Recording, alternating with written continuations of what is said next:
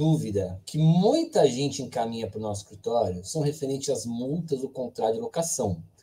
Aliás, mesmo no meu próprio canal do YouTube, os vídeos que a gente fala sobre multas são os com mais hype, com o maior número de visualizações. Isso porque existem, de verdade, inconsistências, dúvidas sobre quais são os tipos de multas, qual é a aplicação da multa. Um dos vídeos assim que mais tem visualizações, pelo menos que eu me recorde, é sobre a desistência do contrato de locação em 7 dias, no qual muitas vezes o inquilino ele faz uma proposta ou já fecha a locação, aí dá 7 dias, não, mas eu tenho direito de desistir por conta do Código de Defesa do Consumidor. Aí o corretor me procura, eu falo, multa ele. Mas por que multa? Quer saber o porquê? Você vai descobrir hoje. Sejam bem-vindos ao programa Locação em Foco dessa semana. Vamos falar um tema muito legal, que é a multa no contrato de locação. E, aproveitando, se você não me segue nas redes sociais, me segue lá. Me segue no Instagram, @prof.paulo_teófilo, vai aparecer aqui embaixo. No YouTube também, se inscreve nos meus canais YouTube, que é o Teófilo Belcati e o Minuto Tributário. O Minuto Tributário, a gente manda vídeos sobre direito tributário, reforma tributária. Estou tendo muitos vídeos sobre a reforma tributária que você vai gostar. E no Teófilo Belcati, assuntos que a gente fala aqui. E se você quer tirar alguma dúvida e mandar alguma pergunta, pelo Instagram nós conversamos, ok? Então, bora lá. Vamos trazer aqui o Dr. Luiz Antônio Rocha, especializado na locação de imóveis. Dr. Luiz, por favor, venha à nossa bancada. Muito obrigado por atender aqui mais uma vez, não sei quantas participações a gente já fez junto, mas mais uma vez atendendo o meu chamado. Agradeço, Dr. Paulo, agradeço a diretoria do Cresce, todos os envolvidos, e espero aí mais dessa vez ajudar os colegas, né, corretores, corretoras, e demais pessoas que vêm procurar o vídeo aqui para ter essas explicações sobre as multas, né? Certo. Bom, vamos lá, doutor. Você já ouviu o começo aqui da minha introdução sobre as multas contratuais. Você pode até começar por esse tema aqui mesmo, que é uns vídeos assim com mais hype que a gente tem no YouTube, né? Pessoal que tem aquele negócio lá que, mandei uma proposta, a proposta foi aceita, fechei a locação. Não, mas eu tenho 7 dias pelo Código de Defesa do Consumidor para desistir da locação, que é meu direito. A gente escuta isso direto. Então, Luiz, por favor, pode começar a explanar sobre as músicas, e se quiser, pode até começar com esse tema aqui, que é bem legal, que eu já abri ele. Fica à vontade, o espaço é teu. Então, como você mesmo falou, Paulo, a gente tem, né, uma demanda até considerável de pessoas que nos procuram por conta de alguma multa que seja, né, esteja sendo imputada a ele, né, locador ou até locatário também. E a primeira coisa que eu falo para vocês é que esse negócio de 7 dias, que tem multa, não tem multa, isso daí não é aplicável às locações. Por conta de que o Código de Defesa do Consumidor, ele não é aplicável às locações. O que é aplicado às locações é a Lei 8.245/91, que trata das locações de imóveis, né, urbanos. Quer dizer, essa multa de, mas eu tenho uma multa para pagar depois de 7 dias, eu posso desistir, eu não posso, isso aí não é aplicável às locações. Isso já de pronto a gente já retira da cabeça aí do locador, locatário, do administrador que nos procura, porque não tem aplicabilidade mesmo. Agora, por outro lado, né, até pelo seu tema do vídeo agora, é um aspecto bem importante a gente delimitar essas multas que estão dentro da lei de locações. Algumas vezes, né, dependendo do caso, é até aplicado por analogia uma ou outra multa do Código Civil, mas o Código de Defesa do Consumidor não. O principal, né, o artigo principal da lei de locações que contém essa multa, que a gente sempre fala, é o artigo 4 da lei de locações, que ela diz lá, eu não vou ler para vocês aqui o artigo, mas ela diz em si o quê? Que o locatário, o locador, aliás, que é o proprietário, ele não pode pedir o imóvel de forma alguma. Ou seja, já ali nesse próprio artigo ele já delimita que não pode pedir, independente de pagar a multa ou não. Aí tem algumas outras, existem alguns outros dispositivos que dizem lá que eles podem fazer um acordo para desocupação, etc. E aí, de repente, impõe-se uma multa ou não, né? Mas aí as partes é que vão pactuar sobre isso.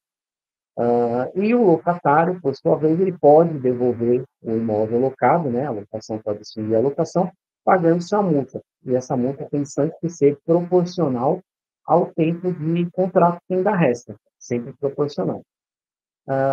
Agora, acontece que, muitas vezes, um contrato, eu tive até um caso agora recente, né, foi uns 10 dias atrás, mais ou menos, que a administradora me perguntou, olha, doutora, a pessoa entregou o imóvel, acabou já o contrato de locação, mas só que faltando alguns dias só para terminar esse contrato, foi descoberto lá que ele fazia uma sublocação da unidade e tiveram alguns outros problemas, o que gerou, né, geraria essa multa pelo descumprimento contratual.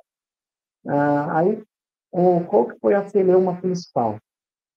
Nós faríamos pelo proporcional de dias, né, que faltavam dias para acabar, que seria uma multa irrisória, ou pegaria esse um mês de aluguel, 2 meses de aluguel, ou os 3 meses, né, que é o estipulado já por lei, como que é feita essa cobrança dessa multa.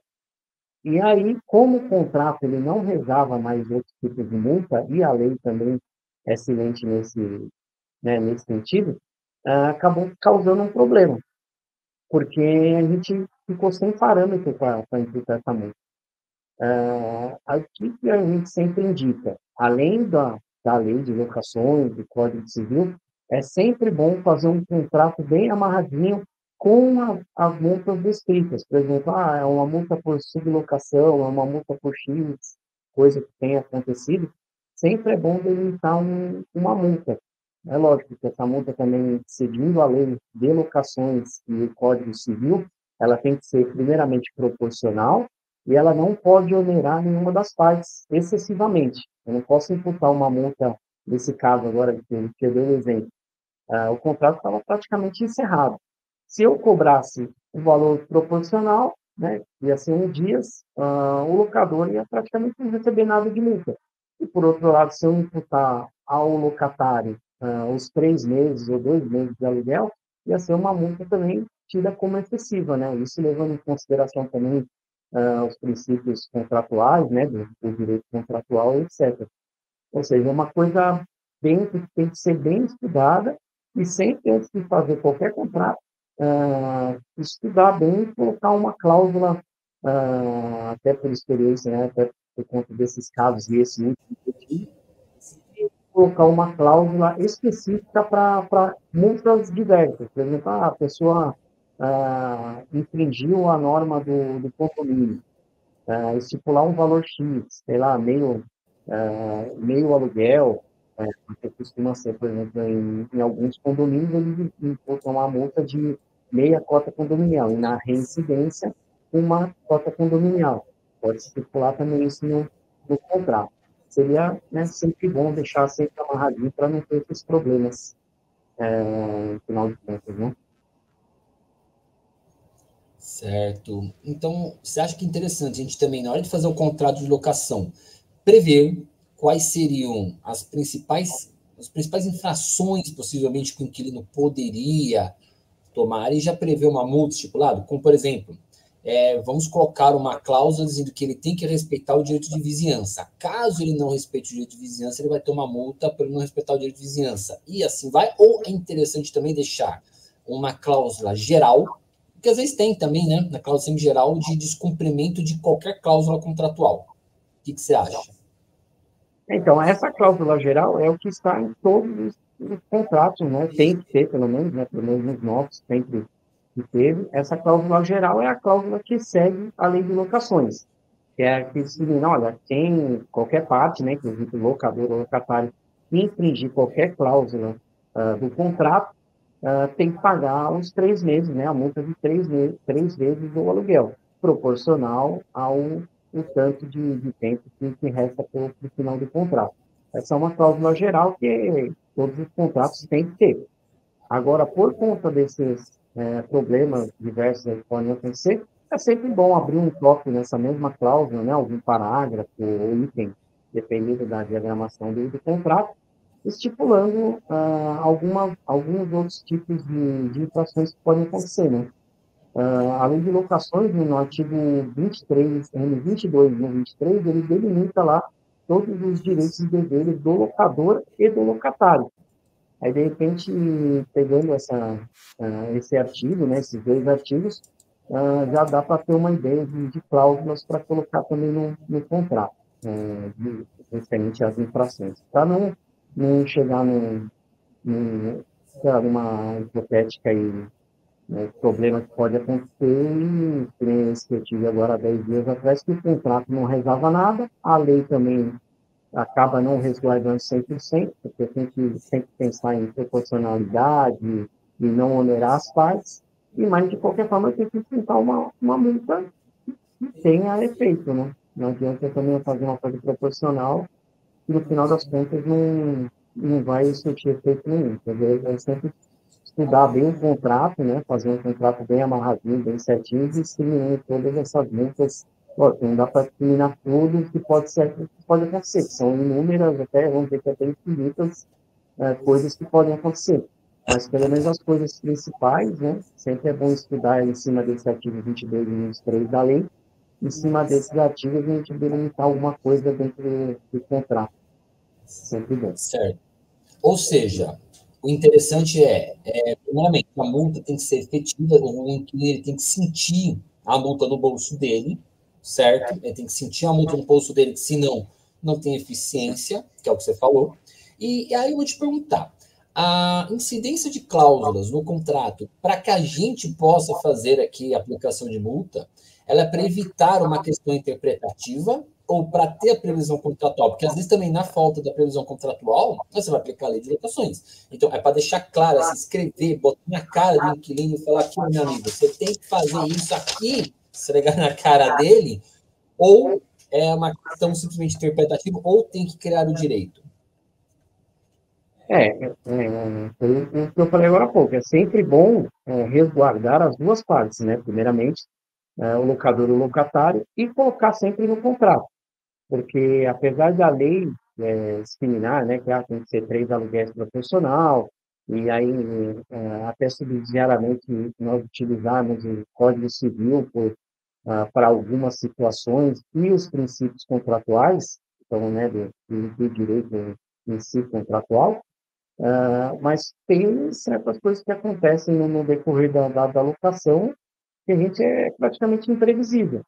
Mas, em contrapartida, a gente pegando esses artigos que estão delimitando os direitos e deveres do locatário, dá para fazer alguma coisa dentro do contrato, né, inserir, porque aí não tem dúvida, né? Não vai ter dúvida no caso de eventual ação judicial, né, alguma ação que o locador ou o locatário entender que a multa não é cabível, mas aí o juiz vai ver que está no contrato e não vai ter para onde correr, tem que usar o que está dentro do contrato, obviamente, sendo uma multa proporcional, não posso imputar uma multa de 3 ou até valores superiores, ou valor pecuniário, por exemplo, o aluguel é R$ 1.000, e eu imputar uma multa de R$ 5.000 se a pessoa não infringir uma norma, de repente, dentro do condomínio, uma norma condominial. Ou colocar no contrato, eu não posso também colocar, por exemplo, se tiver uma multa, alguma conduta do locatário que gerar uma multa para o proprietário pagar dentro do condomínio, vai sempre estar além da multa, né, estipulada pelo condomínio, uma multa a mais, porque vai ser entendida como infração contratual, vamos dizer. Quer dizer, eu não posso fazer uma coisa dessa, quer dizer, tem sempre os parâmetros, a lei te dá os parâmetros, e dentro disso a gente formula as cláusulas para não onerar nenhuma das partes e ser também um valor que a pessoa consiga pagar, né, e dê para pagar. Também não posso pular uma multa que é impagável, né, por exemplo. Quer dizer, Que senão você vai causar inadimplência no inquilino. sim, com certeza. Eu não posso imputar uma multa que é impagável. Por exemplo, esse exemplo que eu dei agora, ele paga R$ 1.000 de aluguel e eu colocar lá que a multa vai ser de R$ 5.000 se ele infringir Se ele, por exemplo, sublocar o imóvel, se descobrir que ele sublocou o imóvel, vai ter que pagar uma multa de 5 mil reais. É uma coisa totalmente desproporcional.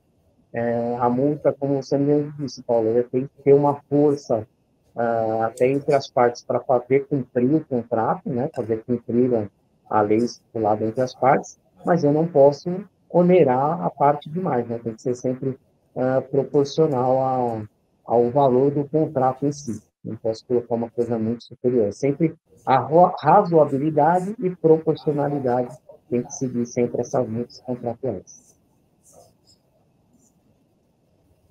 Certo. Bom, então, qualquer situação que você prevê no contrato de locação, ele pode cedir uma multa, e a multa você pode deixar uma cláusula específica ou fazer a aplicação da cláusula geral, que é aquela multa proporcional pelo tempo faltante, que todo mundo acha que aquela cláusula é só para caso de desocupação. Não, ela pode ser aplicada para outras coisas também, a menos que ela esteja prevendo que diretamente é só para desocupação. Se ela não estiver falando uma geral, uma multa contratual, ela pode ser aplicada para outras cláusulas também, correto? Essa é uma das principais perguntas, certo? Certo, certo. O intuito é esse mesmo. Ter pelo menos, né, no mínimo, essa cláusula geral, que ela serve para tudo, não só para desocupação antecipada, né? No caso, é só para desocupação antecipada. Não, qualquer infração contratual por parte do locatário ou do locador também, porque tem algumas coisas que o locador pode deixar de fazer. Por exemplo, o locatário ele está lá no imóvel e de repente acontece alguma coisa, algum dano estrutural, que é de responsabilidade do locador. O locatário ele tem que fazer uma notificação ao locador ou à administradora, né? Hoje em dia pode ser por WhatsApp, por e-mail, tudo é tipo de prova, né? Para o caso de uma eventual ação judicial. O correto é ele notificar e o proprietário ir lá e efetuar o conserto. Se ele não efetuar o conserto, pode-se o locatário pedir a rescisão contratual, né, por falta de habitabilidade, e o locador vai pagar uma multa para o locatário. Mas sempre nessa base, se tiver somente essa cláusula geral, ele vai pagar os 3 aluguéis proporcional até o fim, né, que seja calculado até o final, daquele momento até o fim da locação. O que às vezes não vai surtir efeito, né? Por exemplo, se está faltando um mês para terminar o contrato, ele vai pagar, às vezes vai pagar uma multa de 100 reais. Ele vai pagar e pronto, quer dizer, não vai resolver o problema de ninguém, ele vai pagar 100 reais e acabou. Quer dizer, uma multa que vai se tornar até inócua, né? Isso que é sempre bom Então, estipular algumas multas além dessa geral, né? Tem alguma coisinha, por exemplo, o locador não realizou a obra necessária para retornar a habitabilidade do imóvel. Tipo, além de, sei lá, um aluguel ou metade do aluguel, depende também de valores de aluguel, né? De repente, um aluguel de 20 mil reais, você não vai vamos dizer que é quase impossível a pessoa ir lá e pagar 10 mil reais numa multa, né? Fica um negócio, dependendo até um pouco desproporcional, tem que ter. Mas vai de cada caso ser estudado e na hora de firmar o contrato colocar uma ou outra cláusula a mais lá de multa fora essa geral, para não causar esses problemas aí que podem acontecer. certo. Agora, para a gente encerrar com chave de ouro, perguntinha master que o pessoal fica me mandando. Atenção, hein? Você nunca ouviu essa pergunta na sua vida. O inquilino tem caução de 3 meses. Ele vai desocupar com 3 meses de antecedência. Ele pode compensar a multa ou ele pode pagar até o final e pedir de volta. Não tem nada a ver com a parte de multa, né? Mas tem uma perguntinha assim parecida que todo mundo me manda. E aí? O cara fala assim: eu tenho 3 aluguéis, então eu posso ficar 3 meses sem pagar aluguel, tá tudo certo? Ou não, vou pagar aluguel e você me devolve esse dinheiro com autorização. Como é que funciona isso? Então, o correto, que é o que está descrito na lei, é o seguinte: o locatário terminou, vai terminar, né? Faltando 3 meses, ele já avisou que não vai ficar mais no imóvel. O correto é, no final da locação, o proprietário devolver esse valor da caução com os acréscimos legais lá, que são da poupança, né? Que, na verdade, a lei discrimina lá que tem que ser depositado numa poupança, esse valor, tal, então já subtende que ele tem que devolver o valor atualizado com os índices da poupança. Dessa forma, ele não tem como fazer essa compensação de valores. Até porque, por exemplo, mesmo se ele, de repente, não, vou compensar esse valor. Aí ele vai ficar lá 3 meses morando, entre aspas, de graça, né, sem pagar o aluguel, e aí no final da locação, a pessoa desocupa, aí vai lá a administradora ou o proprietário, quem estiver fazendo essa administração dessa locação, chega lá, o imóvel está todo detonado. E aí você vai correr para onde? Porque o valor da garantia já acabou, né? Porque ele usou o valor da garantia para pagar os aluguéis. Quer dizer, esse já é o primeiro problema que o proprietário vai ter. Que aí ele vai ter que entrar com um processo contra o locatário, ex-locatário, no caso, né? Para correr atrás desse valor das reformas.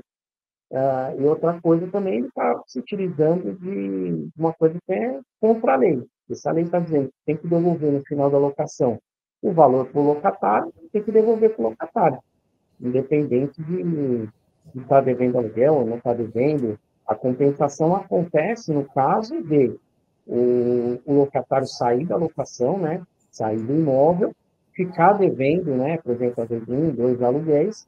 Aí, quando o locador vai ingressar com a ação, ele coloca lá na planilha, olha, ele está devendo o aluguel, condomínio, IPTU, contas de, né, consumo da concessionária de serviço público, tal, tal, tal, e deu, sei lá, R$ 10.000.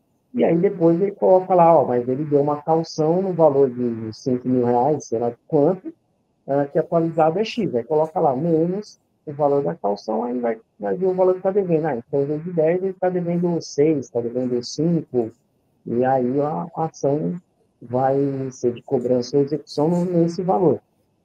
Aí o juiz já vai delimitar esse valor aí de compensação. Mas agora, o proprietário, o administrador, mesmo com um acordo entre o locatário, é bem temerário fazer isso, porque além de ser um procedimento contra a lei, é um procedimento que, no final das contas, pode até lesar o próprio, né, o proprietário do imóvel locador.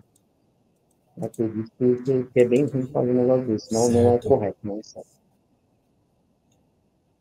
Mas infelizmente muita gente faz, né? E é uma pergunta assim que é muito recorrente aqui no meu Instagram. O pessoal fala: "Ah, doutor, mas eu tô aqui há não sei quanto tempo de locação, eu terminei, o proprietário não devolve minha calção, então, mas o proprietário falou que eu posso ficar até o final. Bom, o proprietário não, mas ele quer a devolução da calção." Então, tem os dois lados dessa pergunta. Então, o correto é: fica até o final da locação, devolve. Se quiser descontar, tem que ser um comum acordo entre as partes. Correto? Isso antes de entrar no primeiro mês de desconto. Certo? Então, é o que eu falo, esse negócio mesmo fazendo o acordo, sem acordo, é sempre bom seguir o que está na lei e o que está no contrato, né? Se a pessoa quer fazer, quer bater o pé e o proprietário quer fazer, a gente indica para não fazer por conta desses problemas que eu falei que podem acontecer. Que a lei diz, lógico, primeira coisa são procedimentos totalmente contra a lei. E se depois lá na frente acontecer alguma coisa errada, o locador não vai poder ingressar com o processo e dizer que né, acabou cometendo um procedimento contra a lei. Porque aí o próprio juiz vai falar, pô, não, você já fez um negócio errado que a lei já fala para você não fazer. E agora você quer se socorrer ao judiciário para tentar cumprir uma obrigação do locatário que não cumpriu porque você não fez coisa errada. É bem complicado. Eu sempre indico para não fazer esse tipo de acordo. Mas, como você mesmo falou, Paulo, acontece. Tem proprietário que chega no final da locação, já usou o dinheiro, não tem mais o dinheiro para devolver, e acaba fazendo isso mesmo. Fala, ó, amigão, você está me devendo X reais, então eu vou descontar aqui da calção, então você não está me devendo mais nada, mas isso, lógico, é o risco do proprietário estar assumindo aí um risco desnecessário. O que pode acontecer, por exemplo, no final mesmo, final da locação, o locatário lá foi lá, entregou as chaves, falou, está aqui a chave, você tem que me devolver o valor, mas eu estou te devendo aqui 1, 2 aluguéis, tal, você quer compensar, em vez de me devolver os R$ 10.000, você tem que me devolver, você me devolve 5, né, que eu estou te devendo 5, aí beleza, passa a rescisão, no próprio documento de rescisão contratual, diz que discriminar tudo bonitinho ali, tem uma calção de X valor, ele está me devendo X, então eu vou devolver só Y para ele e tal, é sempre bem amarradinho. O termo de entrega de chaves, né, é o que coloca o fim à locação, né? Na maioria das vezes nem é necessário fazer um documento mesmo de rescisão contratual, né, de locação. Mas certos casos, por exemplo, desse, é sempre bom fazer um documento, todo mundo assinar, reconhecer clima, guardar os comprovantes, hoje em dia é tudo fixo, né? Imprime lá o comprovante, tirampeia junto lá no termo, todo mundo assina, reconhece, assina, ele deixa guardadinho, porque nenhuma das partes vai poder dizer que foi feito errado, desde que, logicamente, tenham sido feitas as contas, tudo bonitinho, tudo certinho, para não trazer problema para ninguém. Certo. Então, gente, acho que bem esclarecidos esses tópicos, muito importantes. Agora, vocês não têm desculpa mais. Toda vez que algum cliente me mandar alguma mensagem, alguma coisa, eu vou mandar esse vídeo aqui, que está bem esclarecido. Então, encerramos a participação aqui do seu Locação em Foco. Luiz, deixo aqui para você, para suas considerações finais. Fique à vontade. Realmente agradeço, né, sempre poder ajudar os amigos aqui na TV Press, né, os colegas corretores, corretoras, próprios também advogados que às vezes procuram aqui nossos vídeos. Eu agradeço muito e espero ter ajudado aí. Esse é um caso que a gente se calça muito também em jurisprudência, em decisões judiciais, mas, por outro lado, como eu falei, né, no decorrer de toda a explanação, sempre é bom fazer um contrato bem amarradinho, bem certinho, porque a própria lei, ela já é, vamos dizer que, é um termo que a gente usa, às vezes, no jurídico, ela é um pouco pobre nesse sentido, porque ela só delimita uma multa geral, mas não outros tipos de multa. Quer dizer, é sempre bom fazer um contrato bem amarradinho, bem bonitinho, com a maior forma aí de discriminar todos esses direitos e deveres, para não trazer problemas para as partes, né, para o locador e locatário, e até para a administradora também, né, porque, de repente, a administradora pode ser ou o corretor, né, às vezes é um corretor que cuida da locação diretamente, pode ser responsabilizado no caso de fazer colocar alguma cláusula errada, alguma cláusula contra a lei dentro do contrato, e uma das partes, forem lesadas, ele pode ir até atrás da administradora e do corretor por conta da responsabilidade que eles têm, né, por ser o expert, né, eles têm que indicar sempre que o locador e o locatário é a melhor forma e fazer os documentos da melhor forma e seguindo a lei, né, da melhor forma possível. Agradeço a todos aí, então, e espero participar outras vezes para ajudar os colegas. Ah, com certeza. Desde a primeira temporada está com a gente. Acho que não tem nenhuma temporada que tu não participa aqui. Com certeza vai estar mais vezes. Senhores e senhoras, chegamos ao mais um Locação em Foco. Se você ainda não me segue nas redes sociais, cara, tá esperando o quê? Me segue lá. Me segue, se inscreve no canal do YouTube lá, o Teófilo Docati, 1 Minuto Tributário. E se quiser tirar alguma dúvida comigo, lá no Instagram, me segue no Instagram, me manda lá uma mensagem que eu costumo sempre estar respondendo. E quem quiser mandar e-mail para o Dr. Luiz também, esclarecer alguma dúvida, o e-mail dele está aparecendo aqui embaixo. Coloca de novo o e-mail dele na tela aí. Beleza. Aqui é só mandar no e-mail do Luiz, que ele já também responde. Senhores, encerramos mais uma Locação em Foco desta semana. Obrigado a todos e foco nas locações.